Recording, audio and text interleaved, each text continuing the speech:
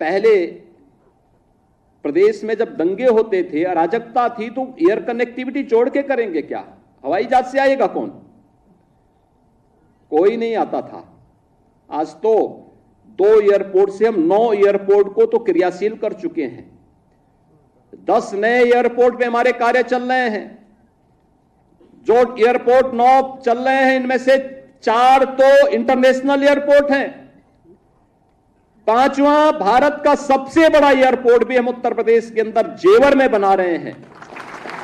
आखिर यह काम लंबे समय तक प्रदेश में शासन करने वाली कांग्रेस, समाजवादी पार्टी या बहुजन समाजवादी पार्टी क्यों नहीं कर पाई?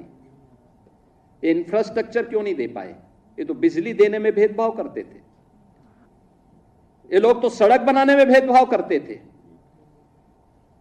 ये लोग तो नौजवानों को नौकरी देने में भेदभाव करते थे।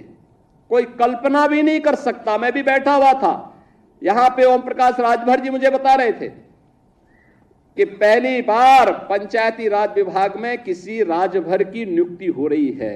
और मुझे लगता है तो देखिए उनकी पीड़ा,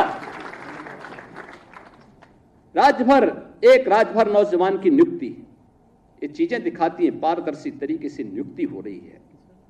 आखिर वह नौजवान भी तो होगा, वह भी तो प्रदेश का हिस्सा है, क्यों नहीं उसकी नियुक्ति होनी चाहिए थी? मैं देख रहा था नियुक्ति पत्र, जब मैं देख रहा था, प्रयागराज का एक नौजवान और एक बेटी, दोनों नियुक्ति पत्र प्राप्त किए, दोनों अनुसूचित जाति से जुड़े हुए थे। इनका भी पहले अधिकार होता था, क्यों नहीं इनको नियुक्ति पत्र मिलती थी? कारण था नियत साफ नहीं थी। चाचा और भतीजे में होड़ लगती थी वसूली को लेकर के, कौन कितना वसूल कर ले। एरिया बटे हुए थे। मैं देख रहा हूं ना इस समय कुछ आदमखोर भेड़िया प्रदेश के अंदर अलग अलग जनपदों में उत्पात मचा रहे हैं, और कमोबेश यही स्थिति 2017 के पहले प्रदेश की थी। ये लोग उस समय कितनी तबाही मचाए हुए थे, किसी से छुपा हुआ नहीं है। और इनके भी एरिया बटे हुए थे वसूली के, कहीं चाचा कहीं भतीजे, महाभारत के सारे रिश्ते थे, सारे रिश्ते। फेल हो जाएगा। महाभारत का दूसरा दृश्य वहां देखने को मिलता था, और वही दृश्य उस समय भी देखने को मिलता था। बहन और भाइयों, मैं तो केवल आपसे एक ही बात कहूंगा, ये जो लोग बोलते हैं, इनको अवसर दिया गया था, जब उन्होंने नहीं किया है, और जब इन्हें अवसर मिला है कि वो लूट खसोट किए हैं, तो इनको फिर से ये लोग कुछ भी बोले, कभी विश्वास करने की आवश्यकता नहीं। ये लोग बोलते रहेंगे, क्योंकि इनके पास अब बोलने के सिवाय कुछ भी नहीं बचा हुआ है। जनता इनको देख चुकी है, इनका गुंडागर्दी देख चुकी है, इनकी अराजकता देख चुकी है, इनके द्वारा किए जाने वाले अमर्यादित आचरण को देख चुकी है। हमें सावधान होकर के केवल एक लक्ष्य होकर के कार्य करना है, और लक्ष्य है जिस विभाग में हम नियुक्ति पत्र प्राप्त कर रहे हैं, उस विभाग को सर्वोत्तम विभाग के रूप में स्थापित करना। आप उलझो मत, आप बिल्कुल मत मानिए, क्योंकि मैं जानता हूं कि अखबार मीडिया भी थोड़ा बाइज्ड है। 46 में 56 क्यों नहीं पूछा आपने? वो तो सदन की बात है,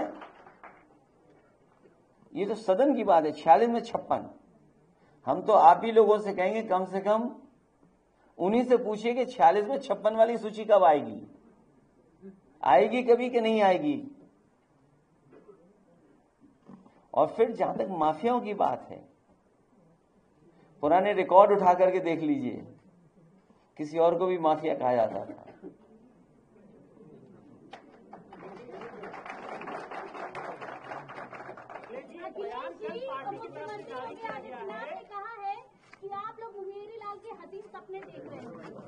किस बात के लिए सपने देख रहे हैं?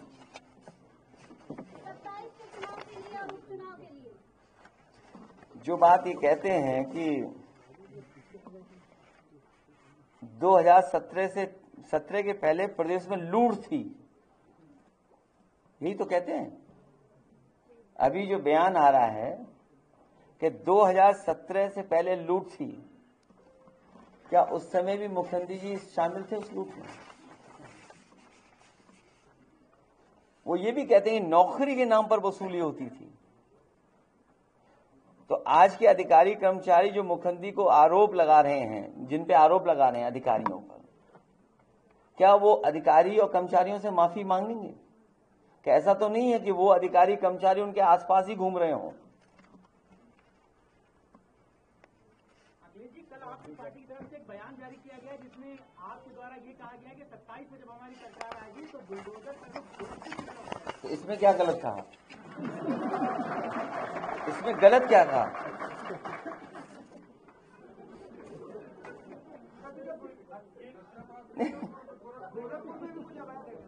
नहीं, अवैध क्या है? नहीं, अवैध क्या, अवैध क्या है? ये कौन तय करेगा? इंस्टीट्यूशन तय करेगी ना। तो मैंने आपसे कहा कि सरकार अपने हिसाब तय करती है, इंस्टीट्यूशन नहीं तय करती है। बीजेपी तय करती है कि कौन सा लीगल कौन सा इलीगल है। उसमें भी आप सेलेक्टिव हैं। आप लखनऊ में चले जाइए, मैं तो आपसे कहता हूं कहीं और मत जाइए, कहीं और मत जाइए। मैं एक याद दिलाता हूं आप लखनऊ का, जो लोग कह रहे हैं हसीन सपना या जो भी बातें कह रहे हैं, आपको याद होगा लखनऊ के एक बिना नक्शा पास किए होटल में आग लग गई थी, कुछ लोगों की जान चली गई थी। और उस समय मुख्यमंत्री जी ने कहा था कि 24 घंटे तब होंगे जब बुलडोजर चल जाएगा।